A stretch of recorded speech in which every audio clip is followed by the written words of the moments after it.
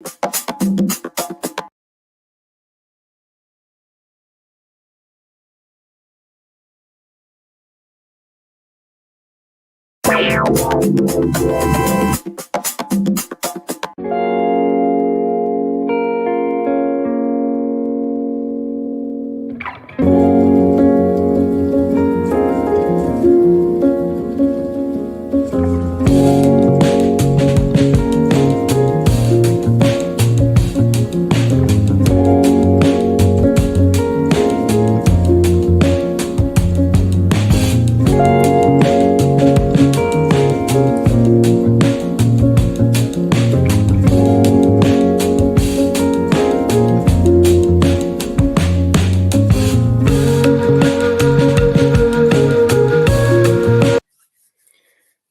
right, hello again, everyone. Welcome to Black Men Let's Talk, where we talk with some of the more influential men of color in Sacramento who are helping to create positive outcomes, create change, undo our image that has been tarnished, and some of the making some of the wrongs right in this community. So it's a place where, as you all know, Black men get to come together and just talk about our story, our journey, and our hopes and plans for the future. So with that being said, I'm super honored to have Derrell Roberts join us today.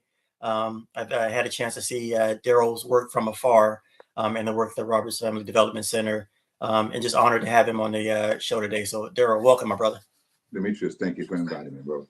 Thank you. Excellent. Perfect. So Derrell, let's get started. For those who do know you, and maybe the very few who probably don't on this show, tell us a little bit about yourself, the neighborhood you maybe primarily work in, live in, any organization that you represent, and really what drew you to community service. Pretty broad topic. So start off, been in Sacramento, came here as a graduate student 40 years ago, and have never left. Never thought I'd be in Sacramento as long as I have been. I thought it would be a pit stop on the way, and it has turned into my life. Yeah. So started working in the community.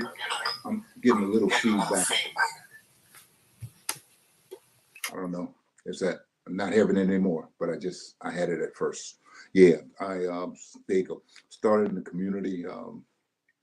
Work probably after I'd been between the Department of Education and as state capitol, first as a graduate fellow and Senate fellow, and then later on as a staffer, and came to the community of Oak Park, and that's kind of where I landed and where my first professional work started. Initially started in economic development since that was part of my training in college and some of my work at the Capitol. But it eventually evolved into more community-based work, working with the Sacramento Urban League. But before I did that, I was with Superior Valley. I always have to give Hal Brown and Darrell Freeman their props for giving me a chance as a young brother coming from the Capitol. I think I was referred by Sam Walton. And sometimes I mention names just because those are the people who were influential and have been influential in my life. But the opportunity that they gave me led me to Oak Park, where I met the president of the Urban League at that time, George Dean, who talked me into and gave me an opportunity to work some youth programs. And that's kind of where I began doing work in the community of Oak Park. The neighborhood of Oak Park saw me develop over almost a 10-year period, doing work for the Urban League, later on being the regional executive director at St. Hope Academy when Kevin first started it. Kind of proud of that work that we did when he started St. Hope Academy and the wonderful things he's done over the years. Some of them I didn't agree with or understand, but that was his choice, and he's seemed to have done quite well by it. Later on, working with the Salvation Army, I think Dimitrius, you and I first bumped into family. Demond Stone being a player at the Salvation Army and Oak Park Summer League, and back in those days, that's what we created as a vehicle to get young people, keep them safe out of the streets. And at that time, that was our say no to drugs, say yes to the Oak Park Summer Basketball League. That was kind of a little slogan, and we used that I had a friend, Charles Kidd, who I still have as a friend, who assisted me in helping develop that into one of the largest summer and year-round basketball programs in the region. At one time, I think we had almost 500 kids, young men and young women, from elementary through high school playing basketball between Sac High, Salvation Army, Cal Middle School. And we had traveling teams that developed from that. And you have some pretty good ball players that came out of those years of working, some pretty good leaders, some pretty good young people who developed, both young men and young women developed based on the opportunities they had.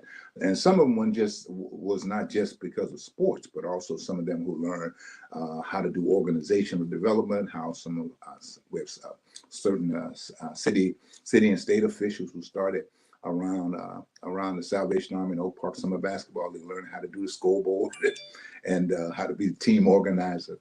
And they learned through that opportunity that was given to me that we gave to young people. And I think that's been my trademark in terms of trying to give others opportunities. After leaving the Salvation Army, I went to work with Father Keith B. Kinney Elementary School, again in Oak Park.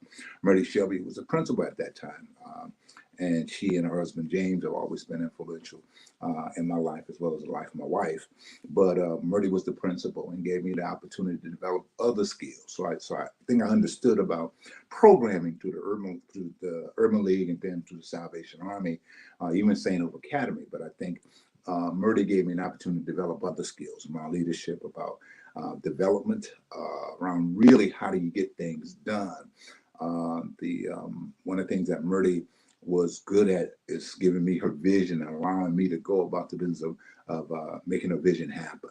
So whether it be acquiring more property at the back of the school, getting portable buildings in the back of the school, the property line is still expanded because of our work together, and the portable buildings that are in the back still are in the back because of the work we did then. The new parking lot, which actually is an old parking lot now. In those days, it was a new parking lot. It was done during that time. And those are things that Murray allowed me to do, working through some of the city officials as well as some of the city agencies and school district. And she allowed me to figure out how to get things done. So negotiating with city officials was part of what I learned.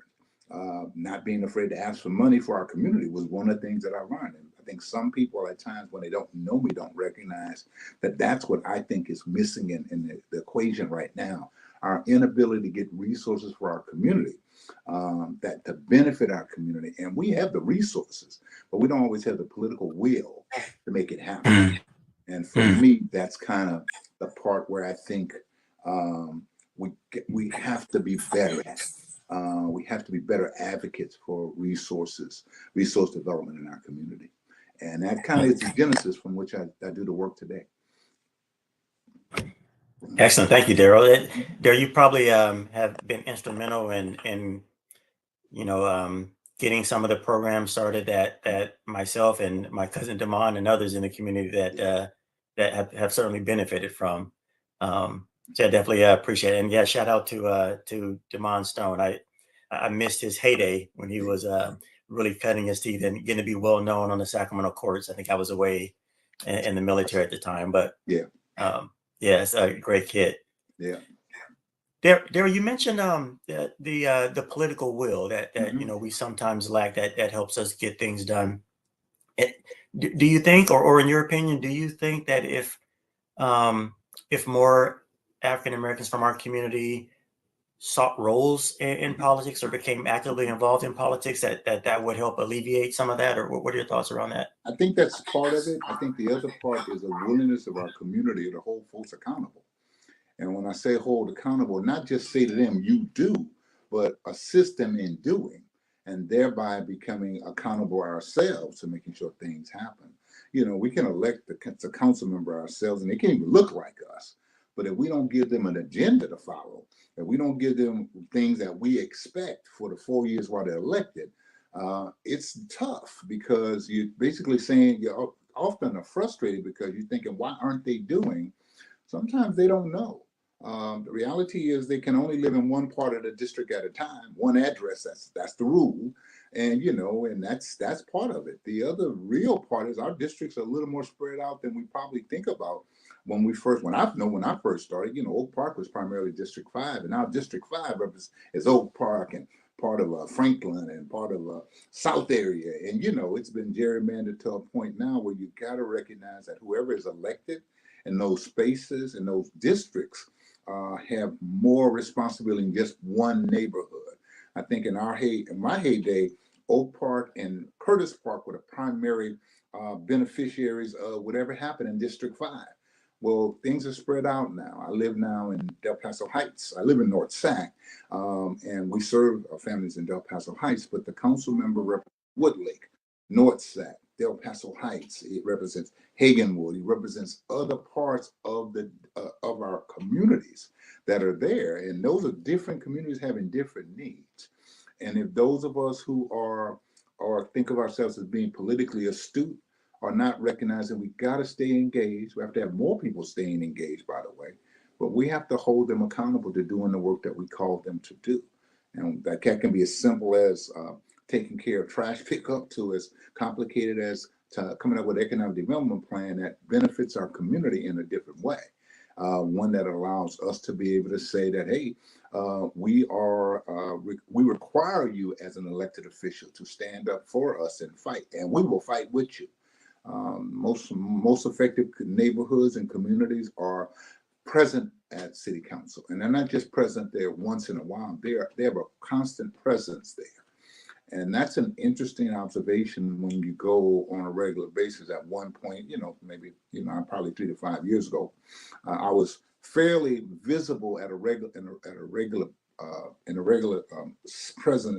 presence at city council, which gave me the chance to get to know people who, as we began organizationally growing, that was one of the reasons that it happened, because I knew people and I spoke to them and they spoke to me, and I saw them before they went on to the dais, and they saw me as they came off the dais. And it's just important that we recognize that that's the reality of relationship building that brings about political power.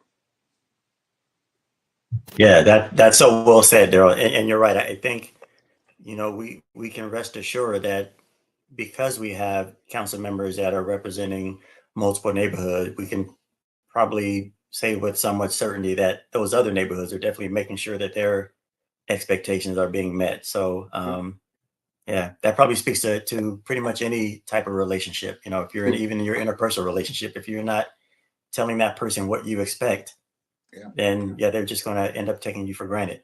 Well, and it's just that people have a tendency to do what needs to be done right in front of them. And sometimes right in front of them gets the attention. And it's not always the squeaky wheel that makes that gets the most attention, but that space that is willing to speak up about his priorities and his needs have a better opportunity to receive the resources that they need. And that's it. That's just how that works. That's the process that we're a part of. That's part of democracy, but that's also part of our community challenges. How do we do that better? Yeah, that's spot on. Mm-hmm. Tell me, Derrell, more along more broader terms. What would you say? What would you say are your hopes and concerns for your family, your community, and just this country as a whole? Okay. I'm a husband and a dad and a grandfather. So, I got a few thoughts in terms of personal development as a husband. I think, my next 3 to 5 years as I start kind of phasing out of Robert's Family Development Center is the recognition that I got to figure out how to be a better partner to my wife. Making sure that I'm acknowledging her needs, her desires, her wants. Where we end up living, where we live in North Sac right now, is that where we're going to stay? Got to make sure I'm attuned to what she's saying as well, making sure that I'm listening, because that's important to me. Also, how to be a more effective communicator to her, so that she recognizes some of my wants and desires as well. As a dad, I try to stay in touch with my daughter, my son-in-law. They live a wonderful life. Son-in-law's in the military. She is a military wife, but she's also a substitute teacher outside of Chicago. And we have a 13 and 10-year-old grandgirls. So, want to make sure that the world is better for them.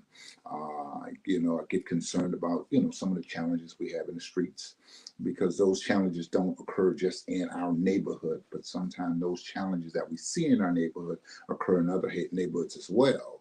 So, the weekend of, I think it was 4th of July, I think, or one of those holidays where there was this shooting in Chicago, outside of, it was one of the parades that was going on, and, somebody, snipers, shot some people. Well, it just so happens my son-in-law was planning to take the girls there that morning. For whatever reason, they weren't able to make it.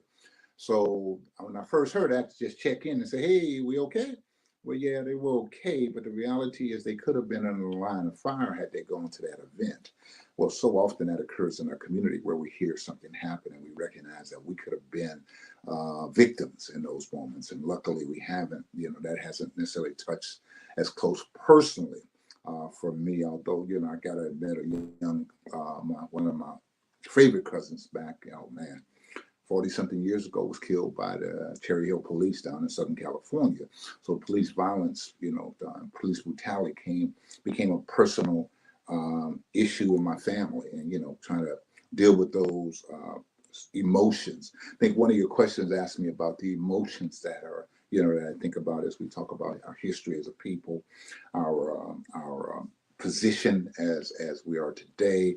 I hadn't had a question that talked about my emotions, but quite honestly, those emotions are there, and they get pricked again, every time something occurs, and you're reminded just how vulnerable we are as a people, but also how resilient we are, because even though we talk about what has happened, we continue to do, and we don't become frozen in time or frozen in a moment or unable it does not enable us from living and thriving, and that's the important part. So I'm hopeful that regardless of what's going on in today, that my grandgirls, my son-in-law, and my daughter, and my wife, and we have, a fruitful existence down the line. And that gives me hope that, the things that we do today have an impact on that. Oh, yep. Sorry, I had some mic trouble there. Yeah, Derrell, you mentioned that July 4th. I remember that. I remember that the day that happened. Yeah. And you're right. I think we're so prone, or I wouldn't say prone, but we're so accustomed to violence now that, until someone brings up, remember the Chicago shooting? Oh yeah, that was another one. Yeah, I mean, and that's what it's become, and that's the challenge. It's like people's responses to their, mental challenges and emotional challenges today are being responded to by violence, and that violence is so the emotional moments can be temporary. The violence is permanent, and I don't necessarily know if people recognize that the violence is permanent. We see things happen in our streets, in a parking lot at a football game, totally away from a football game a couple of weeks ago. And it's a shame because that violence offset a beautiful evening of community spirit and a great football game at Grand High School. And in that parking lot, away from the football game, involving no student from Grand High, by the way, that was a current student at Grand High who that incident became what we talked about, what we focused on, rather than the fact that we had a wonderful evening at Grand High School. And even though they lost the football game, nobody could walk away upset about the outcome of the game, other than shucks, the Pacers lost. And then when for me to turn on the news the next morning, because I wasn't clued in that night to recognize that occurred. It's like, dang, that happens far too often in our community. And to be honest with you, that's the very same night there were other shootings that we didn't focus on that occurred both in Oak Park and off of El Camino in Sacramento. That's when you recognize some things has to be done. But also that's when you recognize what we've done in the past has not paid off, or still the lack of what we did not do in the past, or not doing those things in the past that we should have done is what's causing this problem today. I'm a big advocate and big proponent to investing in our youth. And sometimes when people ask me, why is it happening today? Because we didn't invest in them in the past. and our decisions, not our political decisions, not to spend resources to keep our kids out of trouble, out of thinking, stinking thinking, out of not learning values about life. Our lack of investment in those things that will prevent that are now paying off in constant conversation around violence. And that for me is the real. Yeah, that's so well said, Daryl, and I agree. We don't invest often enough in the treatment or in the prevention and being upfront. We're spending so much more money now trying to fix the problem, and treatment and locking up, which is a whole nother story, bringing in a whole lot more money. So you're spot on. And I'm so glad you brought up the game the other week. I was at that game as well. First of all, just the way the community turned out, I would say even on the Elk Grove side, it was a fun night. It was an amazing game. It was. I think that's number one. The sportsmanship on the field. And similar to you, I did not even know about it because it was such a fun night, such a fun game until I got up the next morning and my wife said, "Did you see anything in the parking lot? The shooting at the game?" And I didn't unless even unless you're on that side of the parking lot, you didn't see it because it happened in such a way that it was kind of shielded from everybody. So for us, for me, I was on the South Avenue parking lot side near the tennis courts. So I just went straight home. Got home and kissed my wife and got in bed, and wasn't worried much about anything else other than dang, Grant lost that game. But it wasn't a they got killed or it was a great game, super game, and all those things happen. But the reality is that some young person lost their life that night, and that young person's losing their life is a permanent result of somebody's temporary response to whatever happened at that moment. Can't be that big a deal. Couldn't be that big a deal. Not to cause somebody's life to be lost. So those are the moments that it tells me we have to do better as a community. And I'm one of those political animals who say I get involved in politics because I think that's how you can make things happen. I've been doing that for years. But I'll also tell you that I've become really aware that not enough is being done. And, we're fortunate at Robert, you work with IYT. There are other groups out there that are doing work, but there needs to be more. And trust me, there's not enough. And I don't care what anybody says. If you serve 100, we serve 100, and there's 1,000 kids, that's 800 kids not involved with something.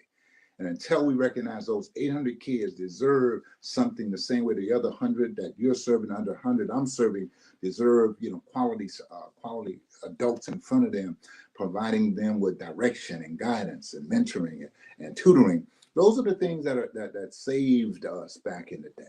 For me, I can tell you they did.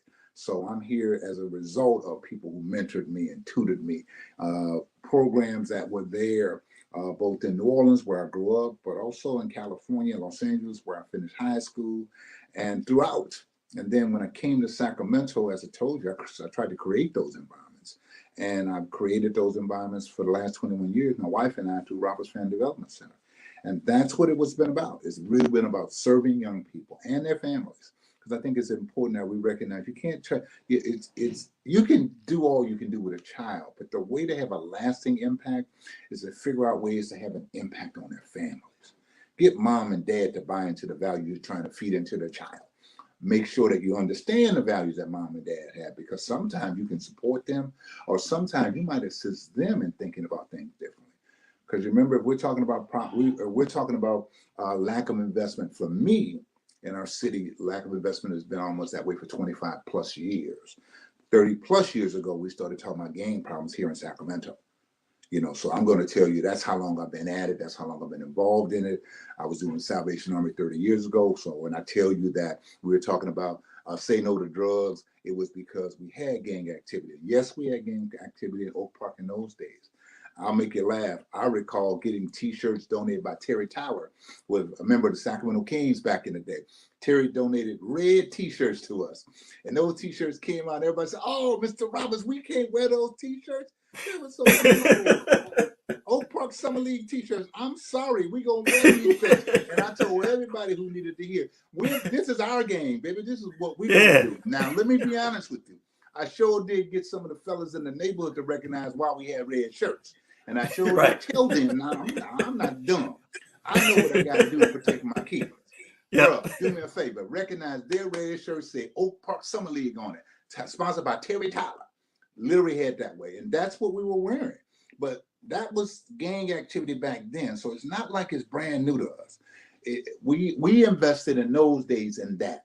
We tried to get the city 25 years ago to come up with a gang tax to address gang activity.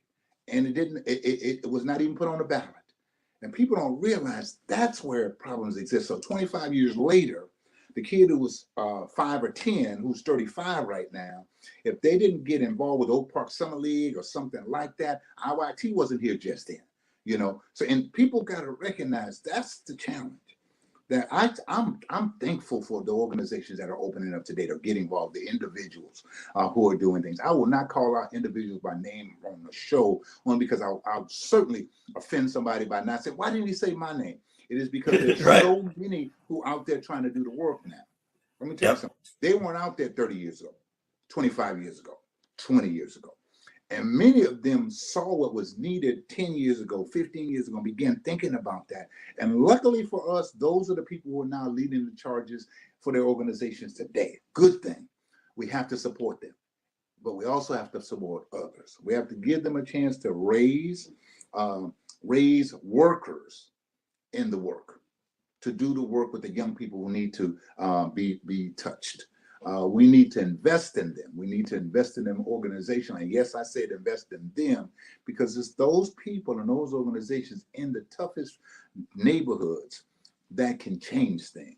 You have to excuse me. I am not of the opinion that government can change things. It's people that change things. You know, you alluded to the fact we spend an awful lot of money locking up folks. And I may not be the biggest. I'm not the biggest police hater. I'm not.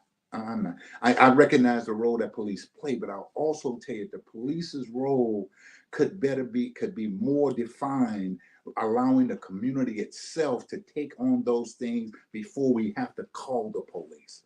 Before we have to, because some of that is about mental health, some of that is about economics, some of that is, so if you can give a kid a job or you can start identifying young people who are not handling themselves well and not making good choices. See, if I'm working with a kid who's in 6th or 7th grade and they're making bad choices, how do we stop them to understand? How do we connect with them to make them understand that's a bad choice so that they can see their choices will get them in trouble. Their choices will hurt somebody else. And whether it be that you push somebody down because they're smaller than you, your choice to push that kid down is getting you in trouble. It's causing you to lose some valuable quality time. Instead, you're getting punitive time. You're being taken away from program. You're not being allowed to participate, but do that early. Talk to them about those choices. Give them mentors. Give them tutors. Identify if they need some other support. So if they need counselors, if they need somebody to have regular lunch with them, they need a lunch buddy. Let's figure out ways to create that.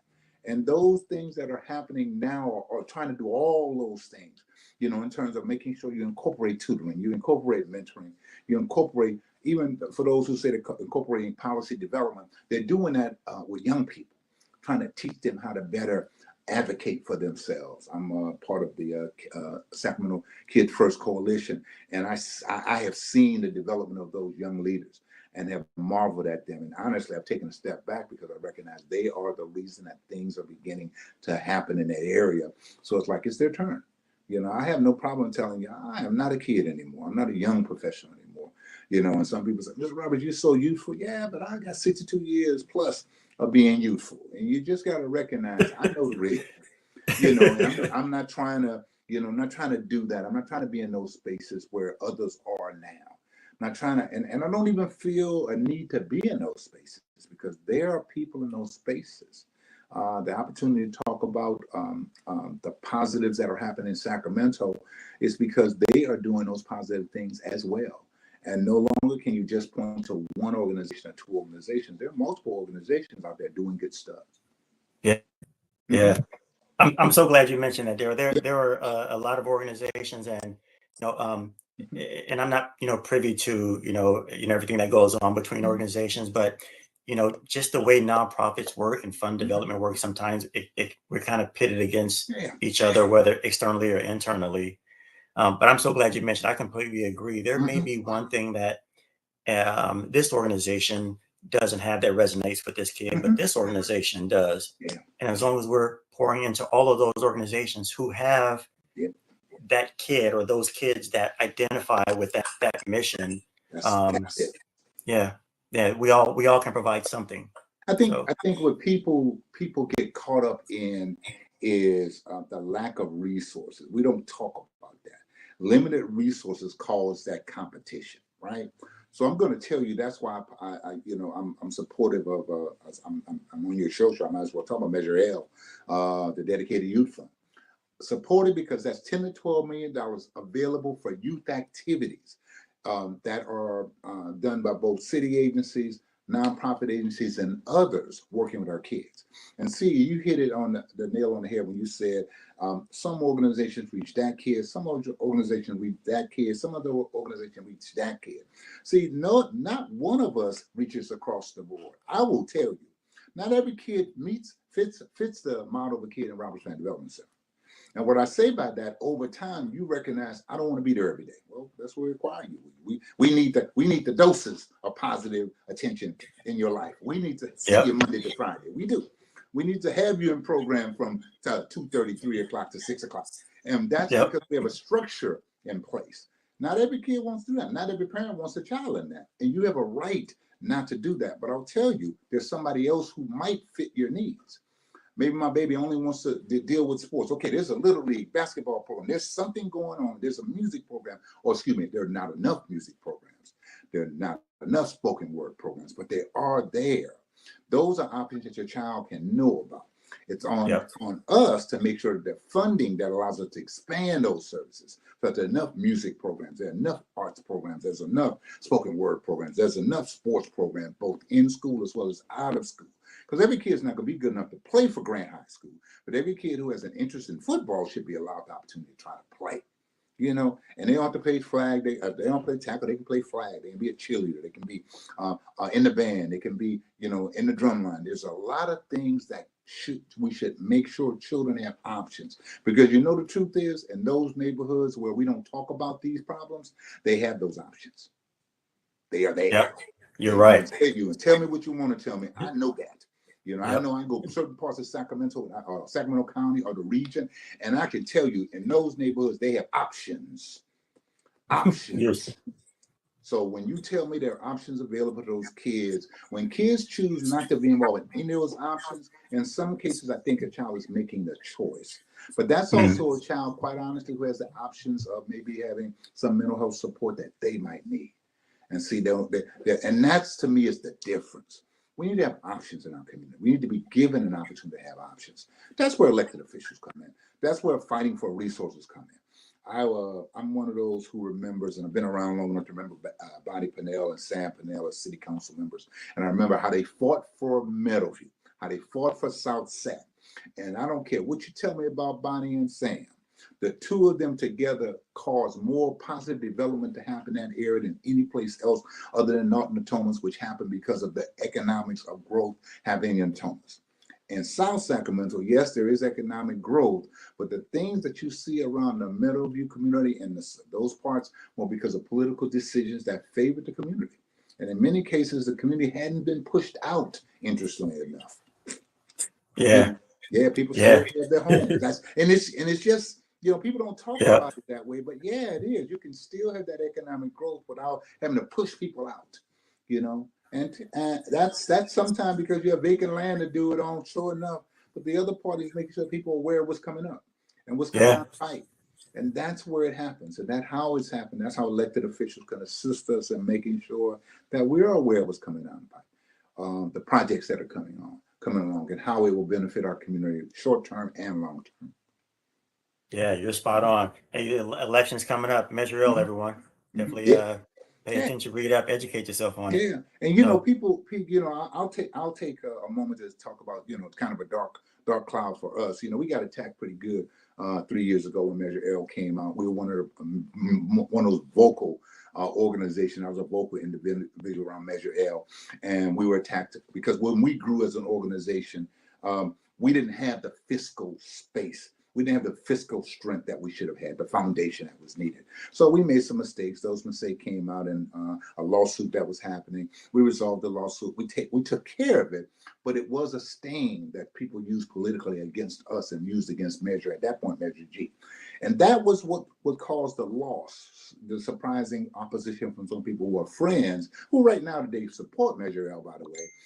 That also was the reason. But quite frankly, a lot of what happened back then for us caused Measure G to lose. I've been personally a little more quiet on the Measure L front, first of all, because I have young people in our organization who are Shelby Oliphant specifically, who have been our organizers, who've been doing the work for us organization. I don't have to do that anymore. I don't have to be that, because I recognize even when my name is mentioned, a reporter who doesn't like us or doesn't like Measure L will quickly say Derrell Roberts. Oh yeah, remember back in the day?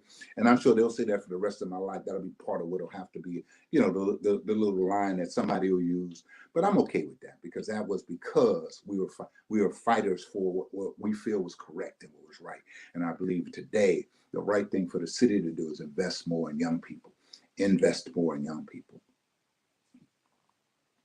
yeah, I appreciate that, Darren. Thank you for providing that clarification and just giving a different side than Mhm. other people have probably heard Well, or have read about.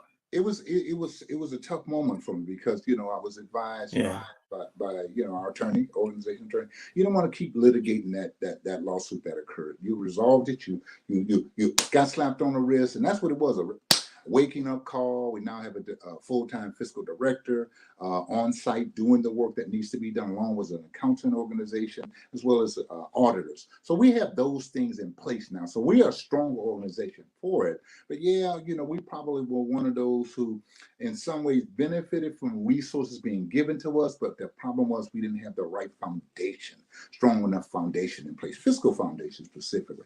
I learned from that. And I also will tell you, I talk to others who are doing the work now and say that to them now. Make sure you're taking care of your fiscal house. It's important that you not only just have an accountant, make sure that accountant understands all the rules of nonprofit work at the $1 million level, at the $500,000 level, the $1 million level, the $1.5 million level. All those rules differ.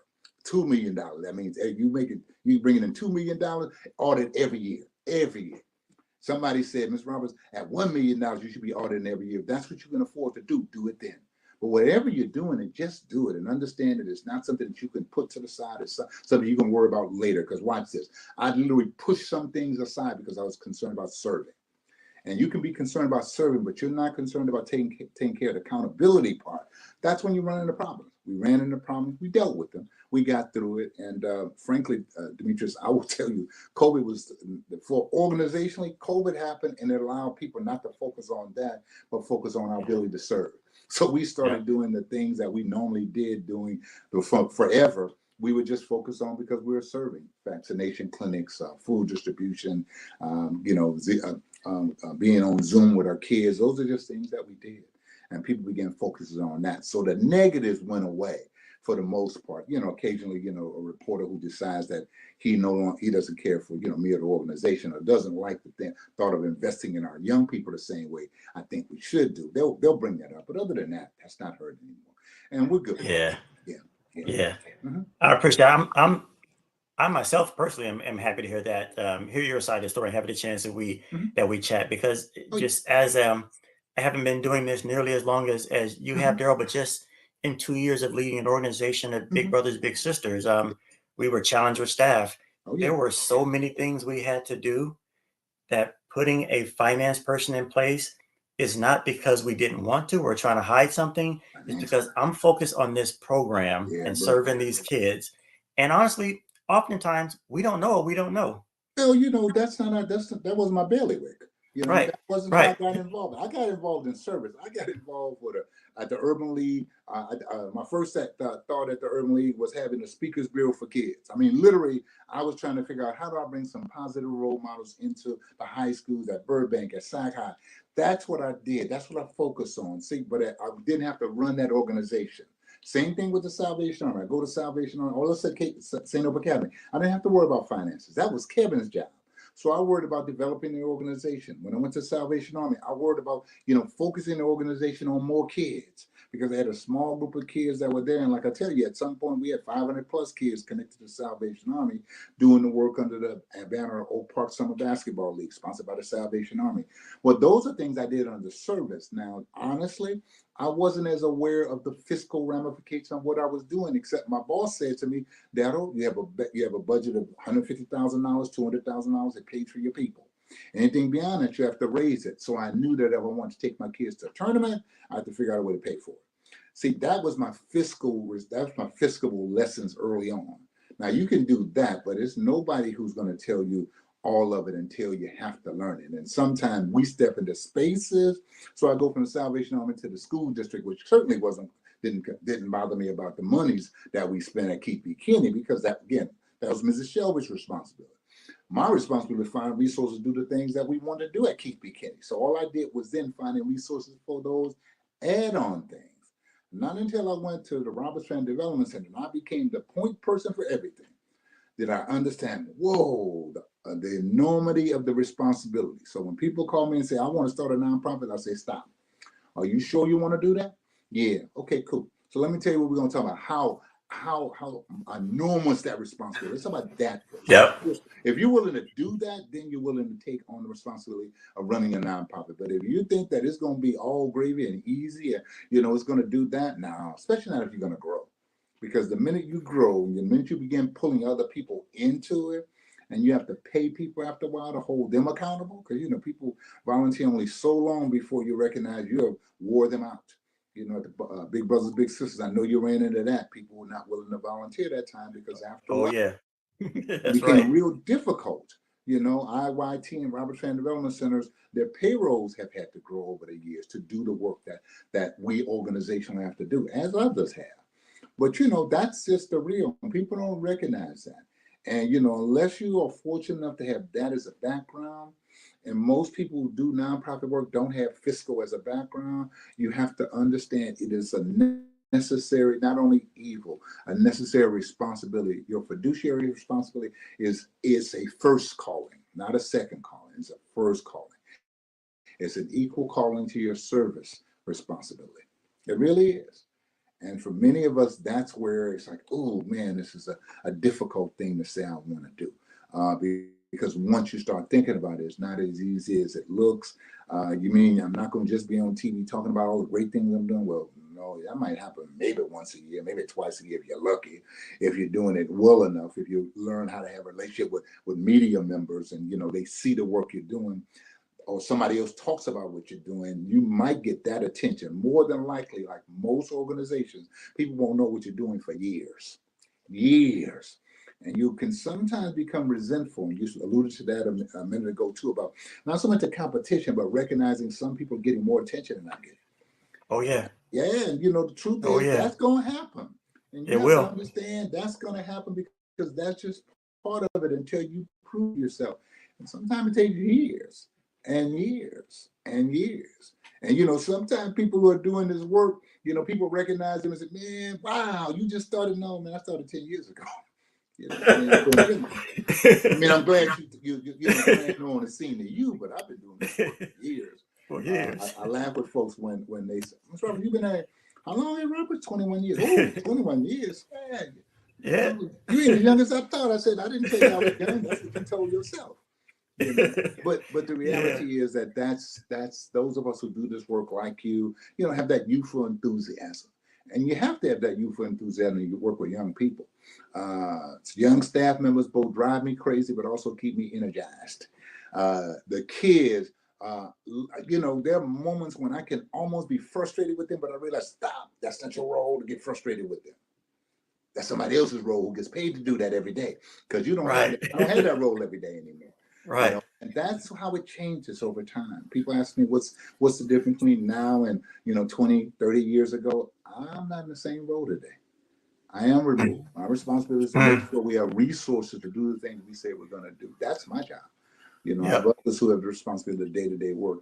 I think the challenge for most of us is trying to find people we feel are as committed to us doing the work as we did it, because it's different now.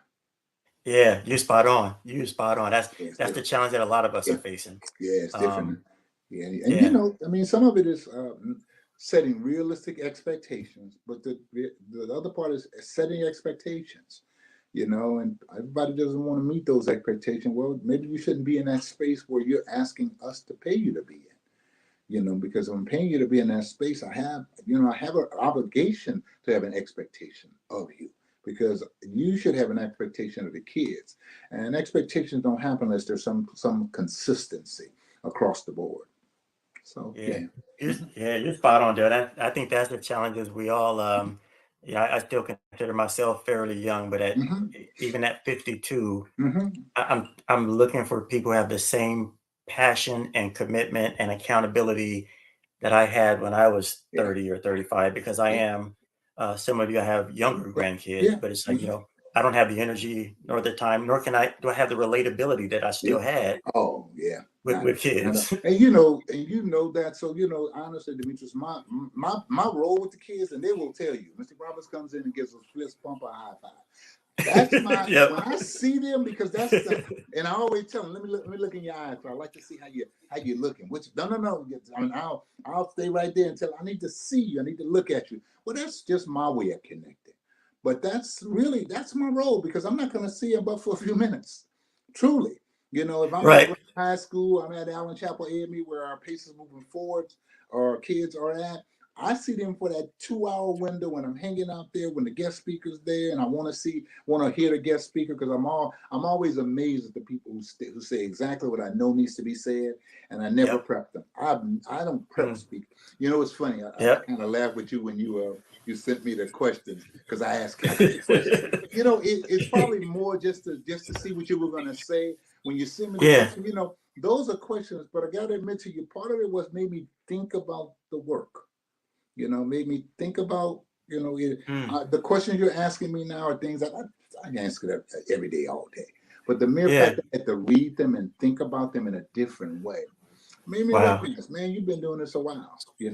I was Wow. laughing with my wife, because she said, this morning when we were talking, she said, "So what you doing next?" Now, she's never said that to me. What you doing next? Because she has heard me say 3 to 5 years, 3 to 5 years. I keep saying that because I think people need to recognize I can't do this forever. I'm going to tell you, part of it is I know it's time for us to begin thinking about who's next at Robert Strand Development Center. What's my role? My next role, I laugh and tell the board, is like CEO emeritus. Because one of the things you recognize as a nonprofit leader, you don't really have a nest egg, but you've been doing this for a while. But the truth is, you still need to figure out how to bring resources into your household so that your wife doesn't leave you, your husband doesn't leave you, your significant other doesn't leave you because of lack of finances. And Right. so, I laugh about that. And so as my wife says that to me, we talk about this opportunity to have an interview and have a talk with you. It really is okay. Think about what's next. And I would say to anybody who's listening, if you've been doing this a while and you're now in your 50s, you're now in your 60s, even if you're late 40s, think about what are you going to do after, because there comes a moment when you either become tired, or worse still, you can become irrelevant. And what I mean by irrelevant, you no longer have the ability to speak to the issues of the moment. Mm. Yeah, Mm. you know Man, that happens. that Hmm. that's spot on. That's some sage advice right there. Well, Yeah. well, My wife and I've had those conversations. go ahead. Yeah, sorry, my wife and I've had kind of similar conversations. Mm-hmm. We still feel young. I think in your 50s, you're still Yeah. at that. You're Oh yeah. still trying to hold on, Mm-hmm. but you also can see you Mm-hmm. probably have a lot more past you Oh yeah. than you have in front of you. Oh So, yeah. hey, are we still going to want to be doing this Yeah. in 5 years? Yeah. But you're right. It's also those things, Derrell, that for me, the past 5 or 10 years, it's just Mm-hmm. been, when I first started doing this work, I Mm-hmm. was out on campuses with the kids, throwing the Right. football Oh around. yeah. Oh yeah. And I can't. And I realize I can't do that now because if I stand up for more than 20 minutes, my feet hurt.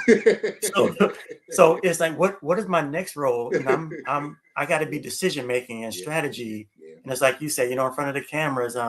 I would love to spend time with the kids. I miss that, but yeah, after like 30 minutes, they Oh draw yeah. a lot of energy out of you when you Well, get to yeah, a certain because age. when you think about it, for most of us who started this work, the hardest part is not being with the kids on a regular basis. And some people can't transition. That's why they can't be administrators or organization leaders. They can be within an organization trendsetters by what they do, but it's hard for them to maintain or elevate the organization to the next level because their real love is with the kids. Nothing wrong with that. And if that's what you have as a love, do that. Do that well. You don't have to be a principal. You don't have to be an administrator. You don't have to start a nonprofit. If you do well, simply serving the kids and having a drill team in place, having a cheerleader team in place, doing something directly with the kids. Nothing wrong with that. Keep doing that. But recognize, for those of you who have talents and have an interest, the one thing that's going to change is your ability to have regular interaction with the kids at the level you once started off with. Because like you say, throwing the football is a beautiful thing, but man, you know, it's funny. I go into a gym and I watch administrators or staff members doing things. This is a true story in the Salvation Army. I used to bar certain staff members from even going into the gym. They were good basketball players too. Oh no, you can't go in the gym. I won't call his name because everybody knows, he knows who he is. If he's listening, he'll know who it is. I tell him, you can't go in the gym. Oh no, you can't go in the gym. You cannot go in the gym. What? I said, yeah, you can tell it's hard everybody going in the gym. You can walk in the gym and walk out the gym, but you cannot go on the basketball court at all. Wear your shoes. That means you can't get on the court. Wear your shoes. Do not wear tennis shoes. And it was just because I was trying to say to him, yo, you're going to change and be an administrator, so you have to get away from being drawn into doing the basketball thing because that takes 45 minutes to an hour of your time because that's how you look at it. So rather than spending that 45 minutes an hour on that, you need to spend 2 minutes waving at that, you know, hitting the ball, throwing it to somebody and walking out.